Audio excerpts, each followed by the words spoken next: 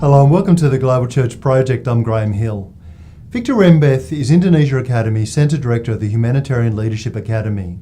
He previously worked with the World Economic Forum of Indonesia in Disaster Resource Partnership, a private sector initiative focusing on disaster management. He served as the project manager with the UN Joint Strategic Programme for Disaster Risk Reduction and with other NGOs serving in tsunami-affected areas. 3 major disasters have recently affected Indonesia: a tsunami, an earthquake, and then another earthquake. These have been wake-up calls and eye-openers for Indonesia and how it prevents and responds to natural disasters. Victor tries to help Christians, churches, and Christian aid agencies think about what does it mean to work in natural disaster areas. How do Christians and Muslims and other groups work together for a peaceful world and to respond to disasters and needs in the Asia-Pacific region? Victor Rembeth, welcome to the Global Church Project. Thank you.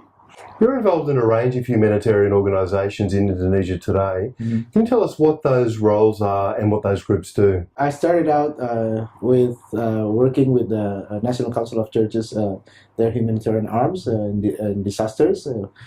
Of course, this was after tsunami in Aceh, and then during my time in National Council of Churches, I worked together with humanitarian groups from other faiths, and that's why I started out to see that these things should be done. The church should go out and reach and work together with others. And then after that, I work in the UN as part of their strategic program in disaster risk reduction.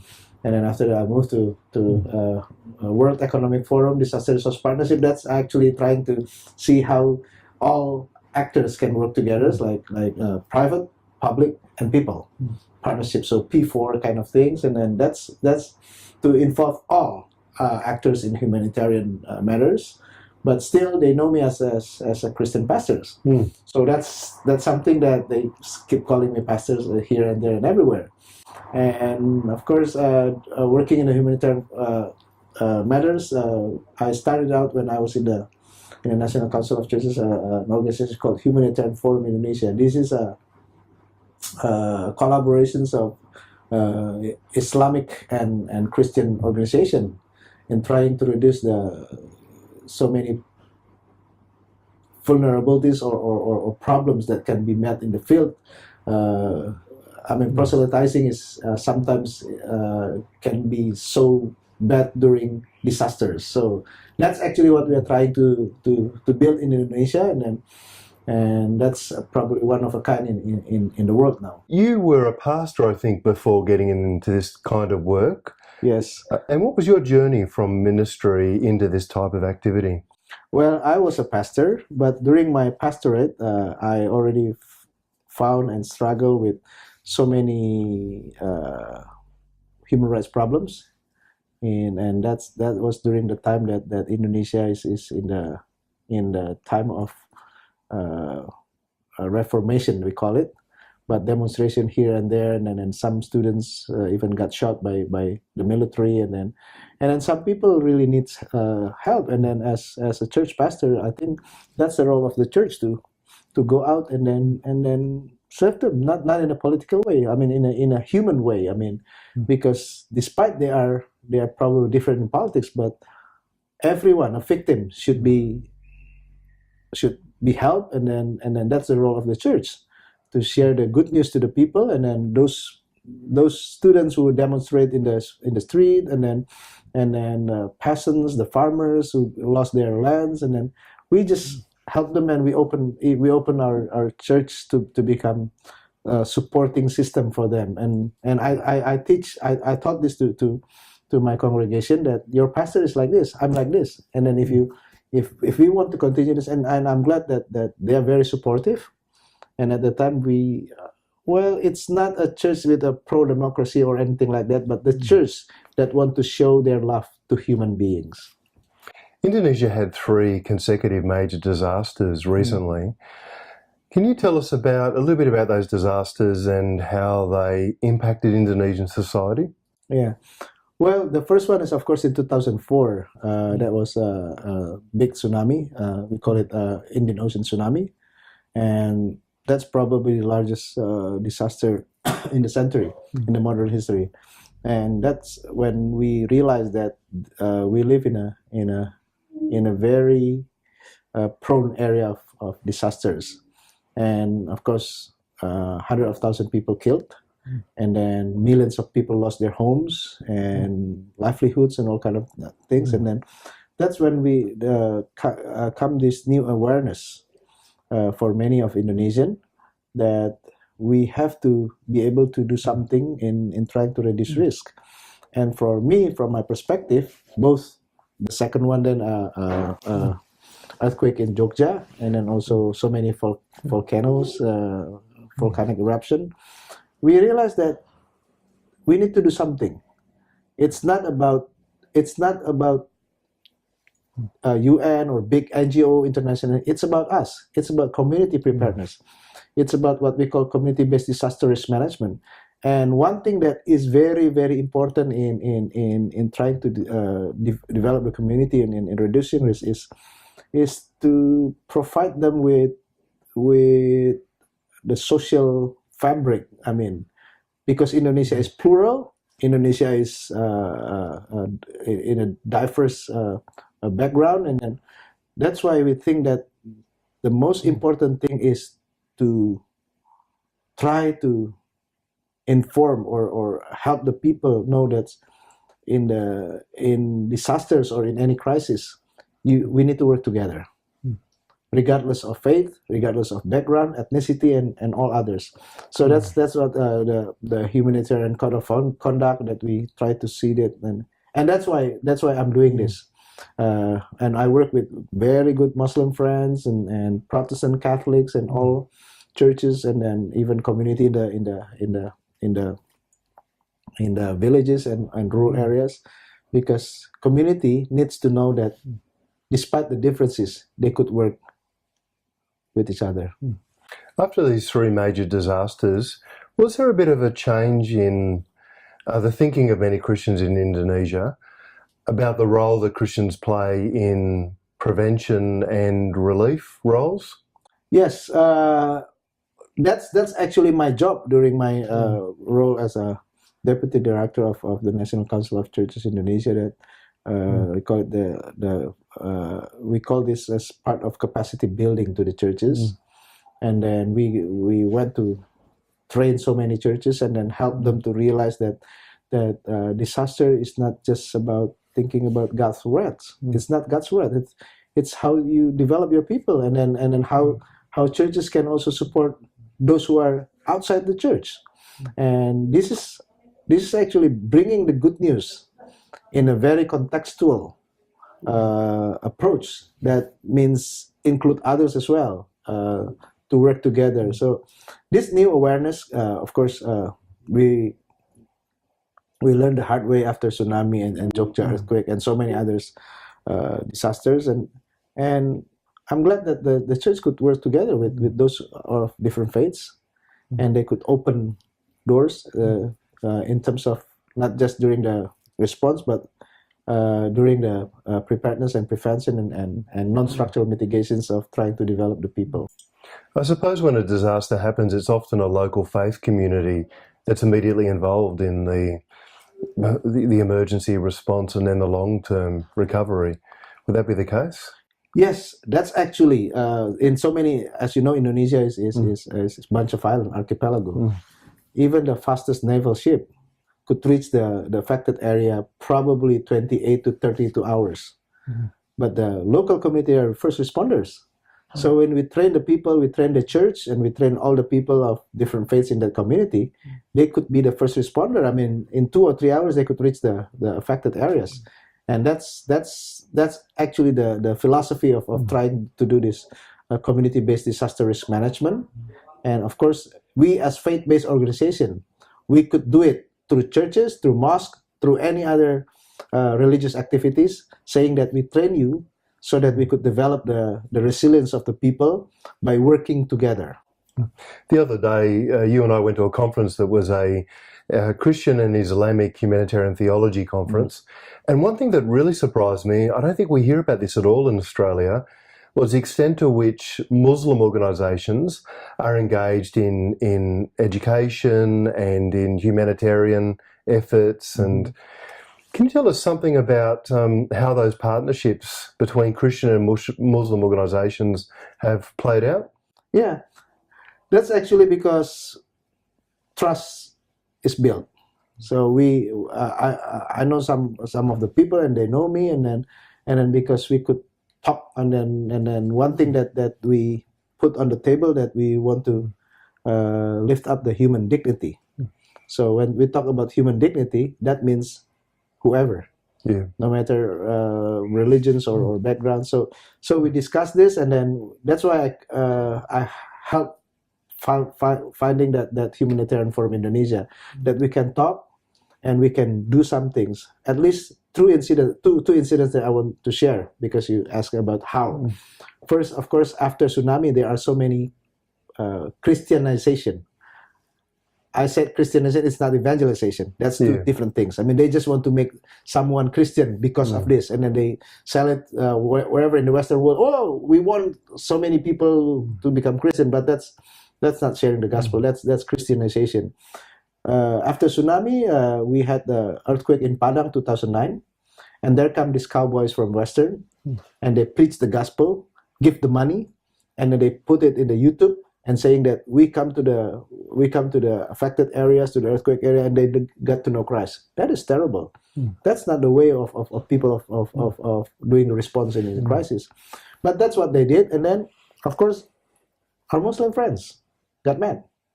I mean, this is natural. Yeah. I mean, in only 3 or 4 days after disasters, they came and then they preached the gospel, revival meetings, kind of things, and then we finally discussed with the Muslims, and they helped us, and they pointed out that some Christian organizations, including the organization that I led at the time, that they are practicing humanitarian code of conduct, and case solved, closed. But then, of course, I think this is in West Papua. In an earthquake 2007, Christians there, or churches there, are very reluctant to accept help from Muslim organization. And with this humanitarian forum in Indonesia, in 2011, there was a big flash flood in that same province, and then the Muhammadiyah group could work in a Catholic church, and there's another Muslim organization could work in a Reformed church. So this is something that, I mean, trust building, and then when we work together in so many other areas, that people will see that genuine calling of us to alleviate suffering, to reduce the suffering of the people. That makes things could happen like what we share in the conference. You recently joined an Indonesian delegation to Israel. Can you tell us something about the purpose of that trip and what you feel that it achieved? Yeah, I was actually first approached by one of our diplomats in the UN, because they got this invitation from people of Israel, want to support the Indonesian humanitarian workers, and I said, yeah, if it's a people to people, but still we go there as a part of, first of course, humanitarian, second one as part of Indonesia, and this is an interfaith Indonesia. Muslims and Christians are both in this group, and because we were invited, we went there to study what the Israel government and the community could do something in doing crisis management and all kinds of things. But then what we got is, of course, one thing that we want to say, that we don't want to just to go to the Israeli government. We also want to see the Palestinian, because for Indonesia, and we stand with our government statement that the two equal states. So we went there. Every time we talk, even to their Ministry of Foreign Affairs and all other institutions, said that we still believe in a two equal states, and we bring peace. We bring the peace message to them, that please reduce all these atrocities and all these sufferings of the people, of the Palestinian, and they hear us. That's how we, even though we go there and then when we come back, people say that we are traitor, because Indonesia and Israel doesn't have really a diplomatic Thai or anything. So, but we went there with a good heart and goodwill that everyone, every human being could work together. How do you think that Christians and Muslims can find ways to work together for a more peaceful world? Well, that's actually the thing. I realized that we have so many common grounds, but we have to also to appreciate differences. Yeah. And trust building is one thing that we need to be able to dig deeper. I mean, trust is not just when you are in a seminar. Trust is not just when you are trying to be to be something just to as a part of courtesy or just. But trust is when you work together. I mean, this is something from my perspective, incarnational approach is something that we can cry together with the Muslims and we can laugh together because of the things that we don't like. It's not just because you are Muslims and I am Christian, but because we are human beings. And I believe that my faith, especially in Philippians 2, when it was talk about Jesus emptying himself, so many times we have to go to the Muslims and to learn from them. Of course, the truth is here. I believe that Jesus Christ is truth, but they also have something that we need to learn, and that's how we can build in trust. I mean, it's especially in a sociological perspective of the religion. We know that we have so much in common. And that's commonalities that we can start building the trust and genuine love toward one another, and that's how we can really start the Christian-Muslim relation in a sincere way. At the seminar that we went to the other day, I noticed there was a female scholar, Muslim scholar. She was quite extraordinary by the sounds of it, in terms of the work she was doing. How have women like her served as an inspiration for women in Indonesia and the role that they can play in leadership in society today? Yeah, that's actually so often the global media or sorry to say Western media portray Muslim women as low, humble, and they couldn't do anything. But like Rahmawati, the lady, I know him quite long, and then I know him that she is not just smart, but she's very firm of doing this humanitarian works, and even she always want to say that Islam is an open Islam that can work with so many others, and by doing this, of course, the statement that she is going to reinforce again and again, we can work together. And then, well, in so many ways, discussing this thing with this lady, I mean, it's something that we can see the pictures of. Well, they have the Quranic words called fastabikul khairat. Fastabikul khairat means we are competing for the good things. So I know you Christian have good things, but we are competing with you. So by competing good things, the outcome, everyone will be blessed. Yeah. So this is something that I really admire about this group, and about well, of course, as this lady Rahma, that they live it. They don't just preach it. They live it. That let's compete for the good things. If we have something good, of course we want to compete with you, not competing in bad things. Yeah, yeah. What do you see God doing in the Indonesian church today? Well, that's actually something that sometimes I felt a bit pessimistic. We become more and more so the church that are so capitalistic. We're talking about numbers. We're talking about the bigness of the church. Yeah. And we're talking about church growth could be easily misunderstood as being big. Church growth is not just being big. Church growth is how they can be, the influence can be felt by the society and the communities around the church. And this is something that the concern, and that's why when I work with the local church, now I'm still part of the pastoral team in our local church, we developed this kind of thing that for so many years, this church is there next to the Islamic school as a neighbor and a mosque, and the people surrounding, they don't know what we in the church doing. They only see that we on Sundays and some special days we create traffic jam. Yeah. Because parking cars but then of course this is what we've been doing with this local church in Grogol Baptist Church in Jakarta.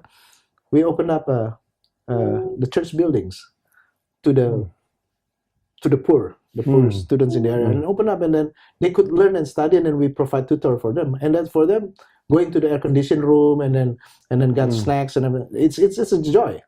But then of course we also built we have joint seminars. We invited the Muslim neighbors, and of course the speakers is a friend of mine who are Muslim scholars. They come to the church, and because of that, this Muslim friends there came to the church, because it's not me that I'm going to say something to you, but we are learning from Muslim scholars and Christian scholars in issues like humanitarian, issues like politics, issues like.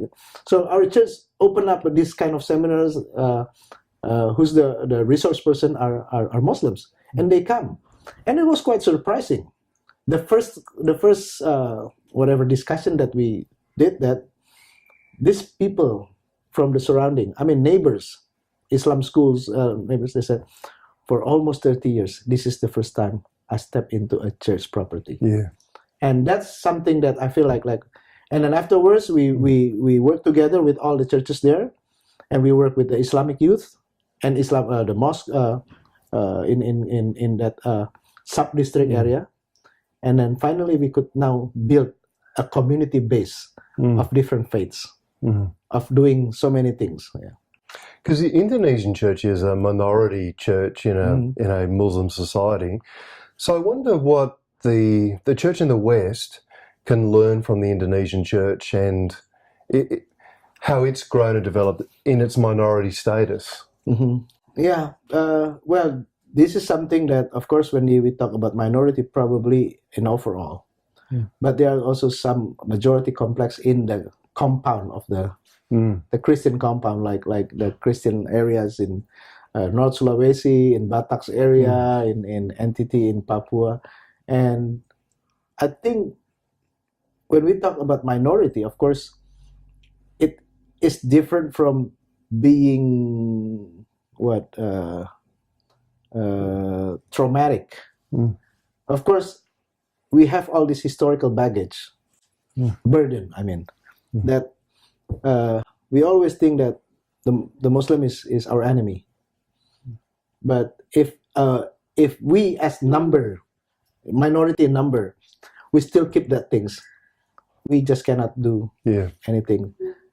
Oftentimes in seminars, in interfaith seminars, I said, I'm not minority.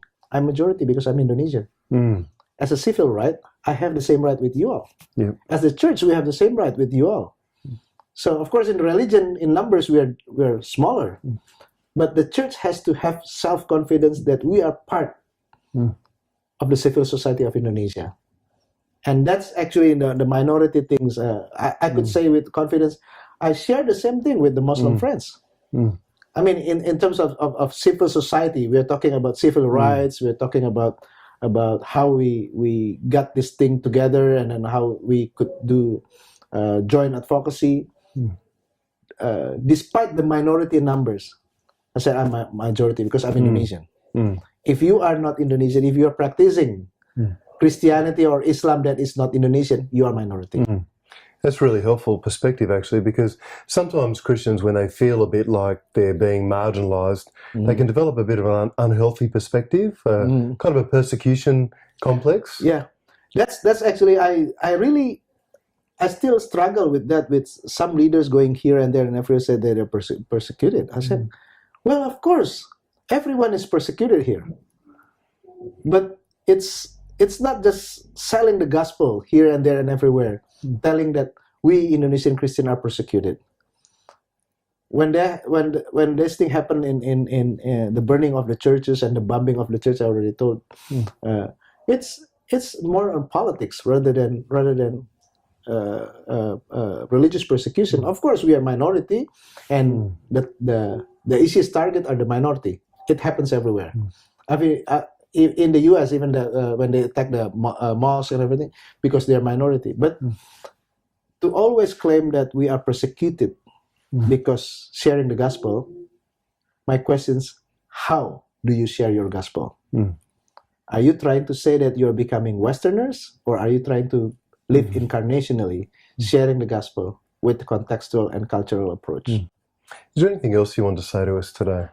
Well, one thing that this project, the Global Church thinks is somewhat that at least people can hear a different perspective, and I'm so glad that I'm part of the one that is interviewed by you. But this is of course, I cannot detach myself from my experience, and because of this experience that builds me like something like now, and it could be unique, but it could be heretics. I should say that people don't like saying different things. This is an approach to say that the church is not just one model. Yeah, the church has diversity, and we respect the differences. And of course, the uniqueness of the church is something that I think, in the end of the day, Jesus will be so happy that we are becoming ourselves. Not in Western Church Indonesia, not Korean Church in Indonesia, but Indonesian Church with Indonesian calling. Victor Rembeth, thank you for joining us at the Global Church Project. Thank you so much. God bless you. The Global Church Project is located at www.theglobalchurchproject.com. On our website, you'll find a wide range of interviews and resources for colleges, universities and churches. I look forward to your company next time. From me, goodbye.